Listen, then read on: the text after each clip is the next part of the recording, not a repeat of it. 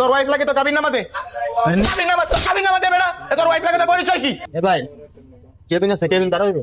হবে ভাই 1500 টাকা, বাথরুমের 500। হ্যাঁ বাথরুমের 500 হবে 1500। কম টাকার ভিতরে একটা দেন না। কম টাকার মধ্যে নাই ভাই, 1500 করে চলতেছে। আচ্ছা দেন। কি আপনার সাথের লোক?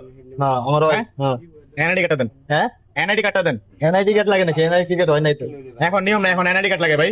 হ্যাঁ এখন এনআইডি কার্ড লাগে, এনআইডি কার্ড ছাড়া যাবে না। তো এনআইডি কার্ড নাই, আপনারটা দেন।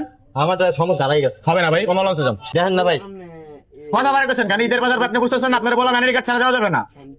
আপনি লঞ্চে একটা মেয়ে নিয়ে আসছেন, কে বি নিবেন, আপনি কি করবেন না করবেন তার ক্ষয়ক্ষতি পূরণ এটা কে যাইবার নিবে? না 2 ঘন্টা হয়ে গেলে আইন শৃঙ্খলা বাহিনীর এই পরিচয় কে দিবে?